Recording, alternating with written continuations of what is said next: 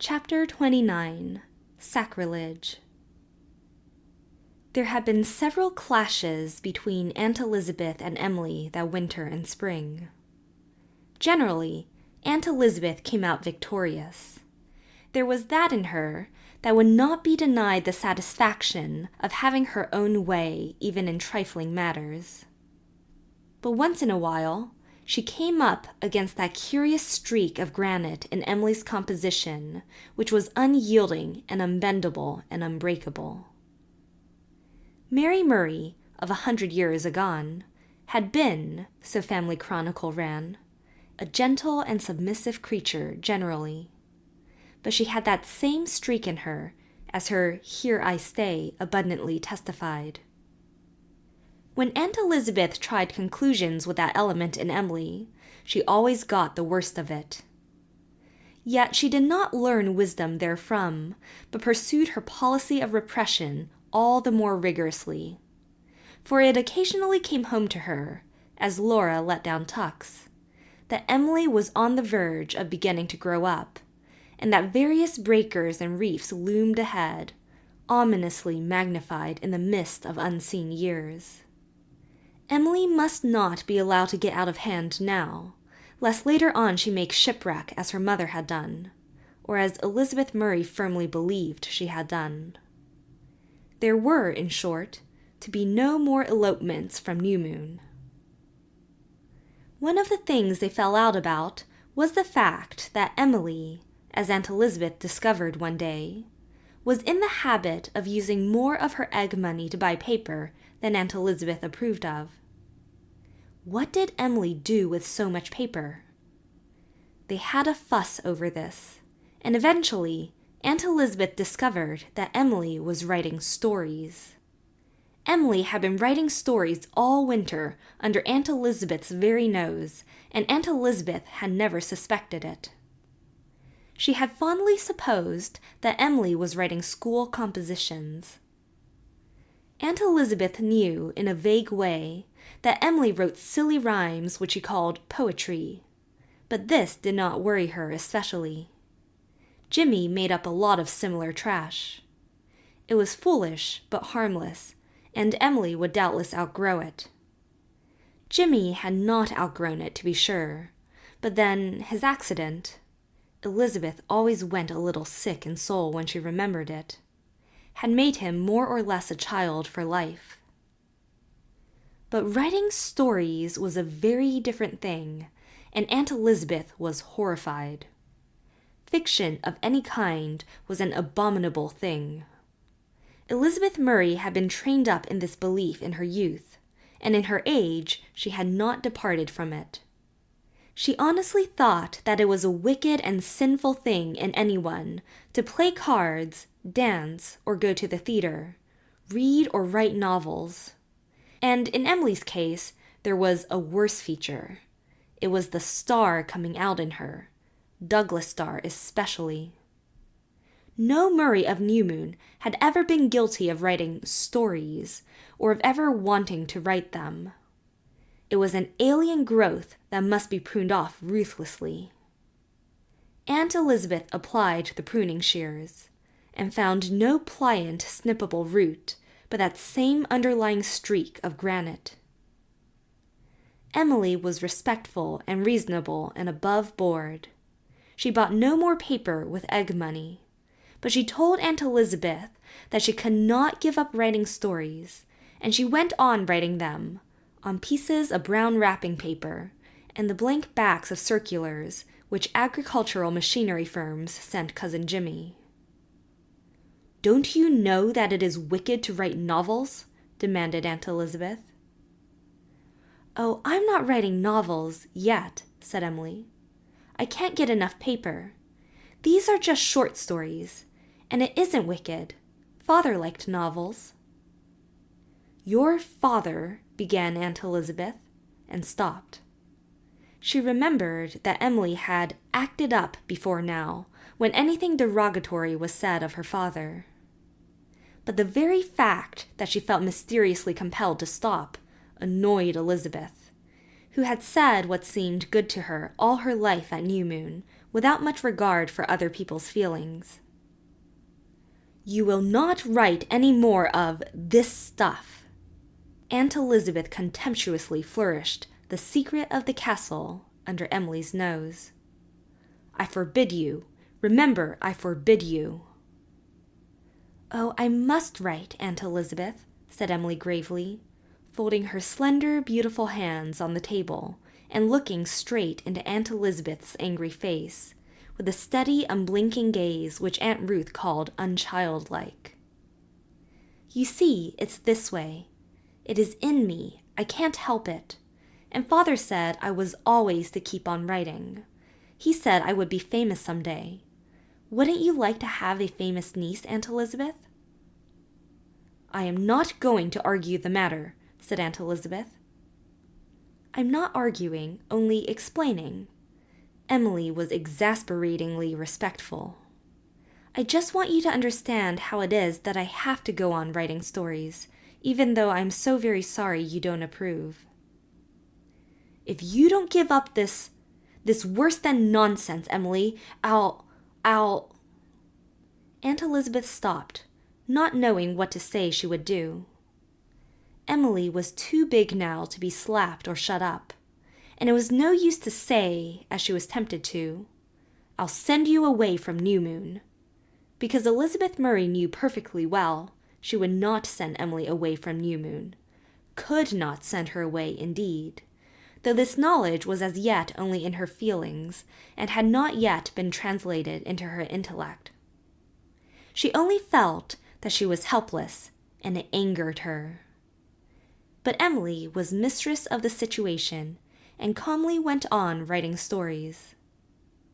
If Aunt Elizabeth had asked her to give up crocheting lace, or making molasses taffy, or eating Aunt Laura's delicious drop cookies, Emily would have done so wholly and cheerfully, though she loved these things. But to give up writing stories, why, Aunt Elizabeth might as well have asked her to give up breathing. Why couldn't she understand? It seemed so simple and indisputable to Emily. Teddy can't help making pictures, and Ilsa can't help reciting, and I can't help writing. Don't you see, Aunt Elizabeth? "I see that you are an ungrateful and disobedient child," said Aunt Elizabeth. This hurt Emily horribly, but she could not give in, and there continued to be a sense of soreness and disapproval between her and Aunt Elizabeth in all the little details of daily life that poisoned existence more or less for the child, who was so keenly sensitive to her environment and to the feelings with which her kindred regarded her. Emily felt it all the time, except when she was writing her stories. Then she forgot everything, roaming in some enchanted country between the sun and moon, where she saw wonderful beings whom she tried to describe, and wonderful deeds which she tried to record, coming back to the candlelit kitchen with a somewhat dazed sense of having been years in no man's land. She did not even have Aunt Laura to back her up in the matter. Aunt Laura thought Emily ought to yield in such an unimportant matter and please Aunt Elizabeth. "But it's not unimportant," said Emily despairingly. "It's the most important thing in the world to me, Aunt Laura. Oh, I thought you would understand." "I understand that you like to do it, dear, and I think it's a harmless enough amusement. But it seems to annoy Elizabeth some way, and I do think you might give it up on that account. It is not as if it was anything that mattered much. It is really a waste of time." "No, no," said distressed Emily. "Why, some day, Aunt Laura, I'll write real books and make lots of money," she added, sensing that the business-like Murrays measured the nature of most things on a cash basis. Aunt Laura smiled indulgently. "I'm afraid you'll never grow rich that way, dear. It would be wiser to employ your time preparing yourself for some useful work." It was maddening to be condescended to like this, maddening that nobody could see that she had to write, maddening to have Aunt Laura so sweet and loving and stupid about it. Oh, thought Emily bitterly, if that hateful Enterprise editor had printed my piece, they'd have believed then. At any rate, advised Aunt Laura, don't let Elizabeth see you writing them. But somehow, Emily could not take this prudent advice. There had been occasions when she had connived with Aunt Laura to hoodwink Aunt Elizabeth on some little matter, but she found she could not do it in this. This had to be open and above board. She must write stories, and Aunt Elizabeth must know it. That was the way it had to be. She could not be false to herself in this. She could not pretend to be false. She wrote her father all about it, poured out her bitterness and perplexity to him in what, though she did not suspect it at the time, was the last letter she was to write him. There was a large bundle of letters by now on the old sofa shelf in the garret, for Emily had written many letters to her father besides those which have been chronicled in this history. There were a great many paragraphs about Aunt Elizabeth in them, most of them very uncomplimentary, and some of them, as Emily herself would have owned when her first bitterness was past, overdrawn and exaggerated. They had been written in moments when her hurt and angry soul demanded some outlet for its emotion and barbed her pen with venom. Emily was mistress of a subtly malicious style when she chose to be. After she had written them, the hurt had ceased, and she thought no more about them. But they remained. And one spring day, Aunt Elizabeth, house-cleaning in the garret while Emily played happily with Teddy at the tansy patch, found the bundle of letters on the sofa shelf, sat down, and read them all. Elizabeth Murray would never have read any writing belonging to a grown person, but it never occurred to her that there was anything dishonorable in reading the letters wherein Emily, lonely and sometimes misunderstood, had poured out her heart to the father she had loved and been loved by so passionately and understandingly. Aunt Elizabeth thought she had a right to know everything that this pensioner on her bounty did, said, or thought. She read the letters, and she found out what Emily thought of her. Of her, Elizabeth Murray, autocrat unchallenged, to whom no one had ever dared to say anything uncomplimentary. Such an experience is no pleasanter at 60 than at 16. As Elizabeth Murray folded up the last letter, her hands trembled, with anger, and something underneath it that was not anger. "Emily, your Aunt Elizabeth wants to see you in the parlor," said Aunt Laura, when Emily returned home from the tansy patch, driven home by the thin gray rain that had begun to drift over the greening fields. Her tone, her sorrowful look, warned Emily that mischief was in the wind. Emily had no idea what mischief. She could not recall anything she had done recently that should bring her up before the tribunal Aunt Elizabeth occasionally held in the parlor. It must be serious when it was in the parlor. For reasons best known to herself, Aunt Elizabeth held super-serious interviews like this in the parlor. Possibly it was because she felt obscurely that the photographs of the Murrays on the walls gave her a backing she needed when dealing with this hop out of kin. For the same reason, Emily detested a trial in the parlor. She always felt on such occasions like a very small mouse surrounded by a circle of grim cats. Emily skipped across the big hall, pausing in spite of her alarm, to glance at the charming red world through the crimson glass, then pushed open the parlor door. The room was dim, for only one of the slat blinds was partially raised. Aunt Elizabeth was sitting bolt upright in Grandfather Murray's black horsehair chair.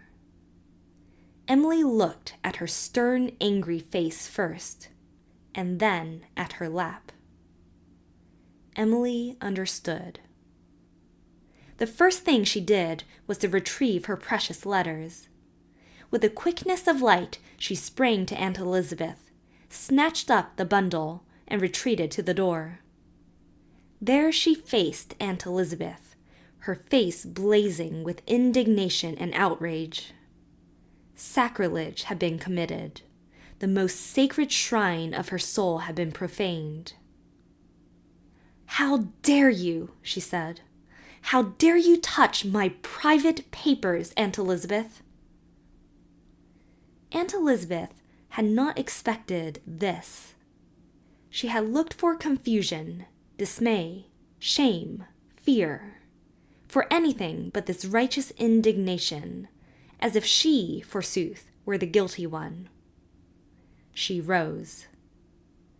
"Give me those letters, Emily." "No, I will not," said Emily, white with anger, as she clasped her hands around the bundle. "They are mine and Father's, not yours. You had no right to touch them. I will never forgive you." This was turning the tables with a vengeance. Aunt Elizabeth was so dumbfounded that she hardly knew what to say or do.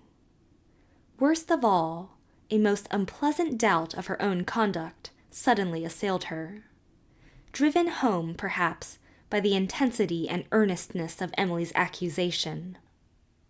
For the first time in her life, it occurred to Elizabeth Murray to wonder if she had done rightly. For the first time in her life, she felt ashamed, and the shame made her furious. It was intolerable that she should be made to feel ashamed. For the moment, they faced each other, not as aunt and niece, not as child and adult, but as two human beings, each with hatred for the other in her heart. Elizabeth Murray, tall and austere and thin-lipped. Emily Starr, white of face, her eyes pools of black flame, her trembling arms hugging her letters. "So this is your gratitude," said Aunt Elizabeth. "You were a penniless orphan. I took you to my home. I have given you shelter and food and education and kindness, and this is my thanks." As yet, Emily's tempest of anger and resentment prevented her from feeling the sting of this. "You did not want to take me," she said. "You made me draw lots, and you took me because the lot fell to you. You knew some of you had to take me because you were the proud Murrays and couldn't let a relation go to an orphan asylum. Aunt Laura loves me now, but you don't, so why should I love you?" "Ungrateful, thankless child." "I'm not thankless. I've tried to be good. I've tried to obey you and please you. I do all the chores I can to help pay for my keep.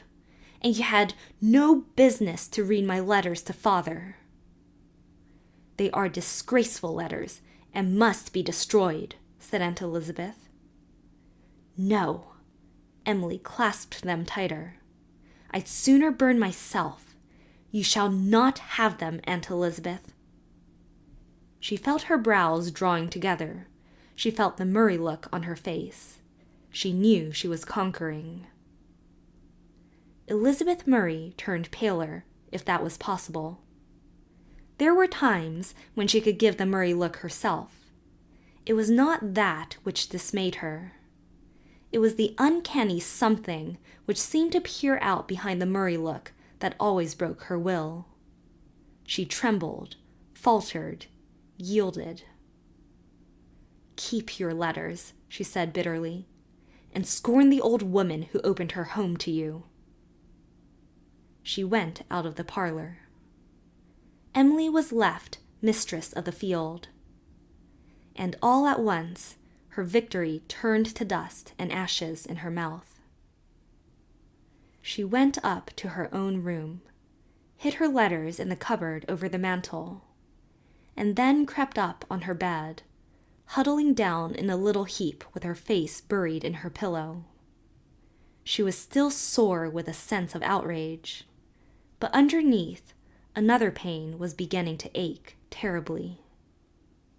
Something in her was hurt because she had hurt Aunt Elizabeth, for she felt that Aunt Elizabeth, under all her anger, was hurt. This surprised Emily. She would have expected Aunt Elizabeth to be angry, of course, but she would never have supposed it would affect her in any other way.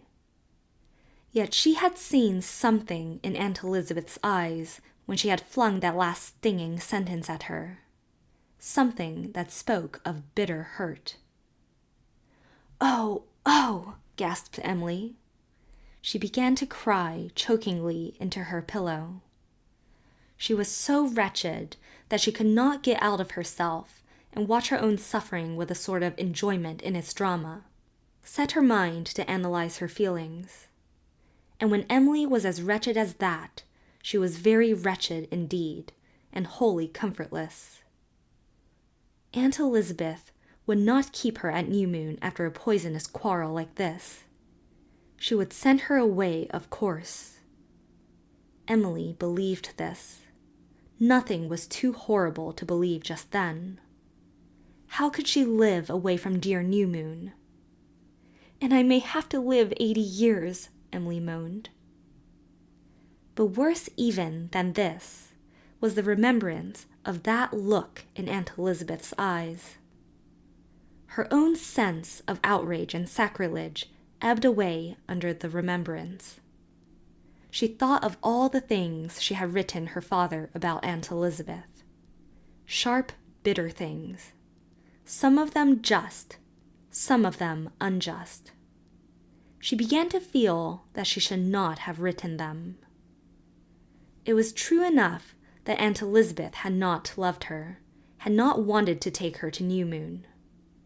But she had taken her, and though it had been done in duty, not in love, the fact remained.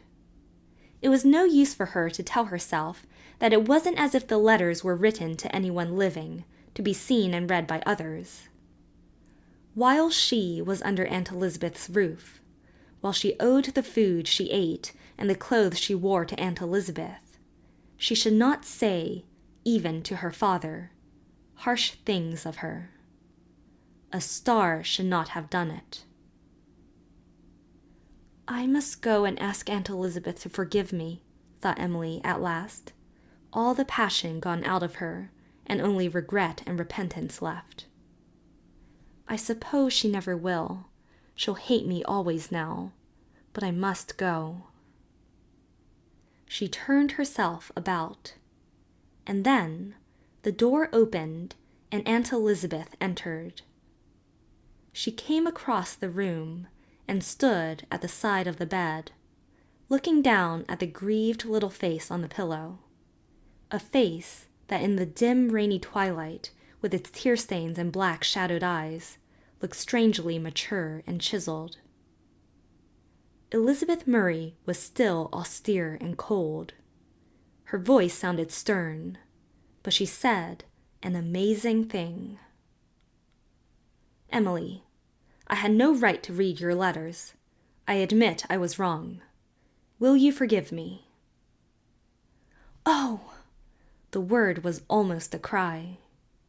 Aunt Elizabeth had at last discerned the way to conquer Emily.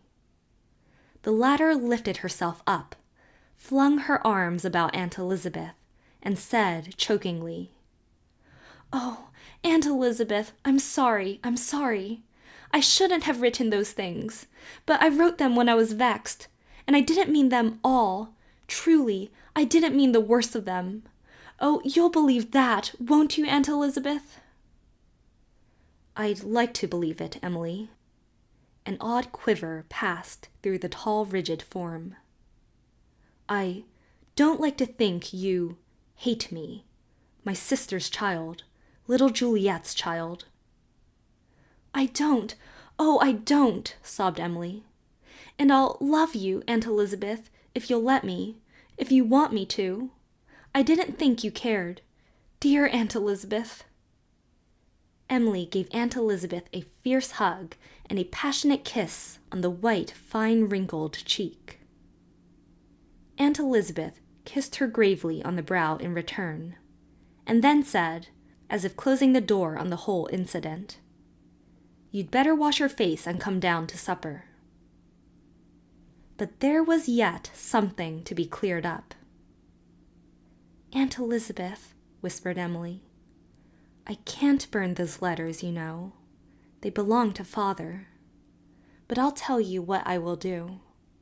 I'll go over them all, and put a star by anything I said about you, and then I'll add an explanatory footnote saying that I was mistaken." Emily spent her spare time for several days putting in her explanatory footnotes, and then her conscience had rest. But when she again tried to write a letter to her father, she found that it no longer meant anything to her.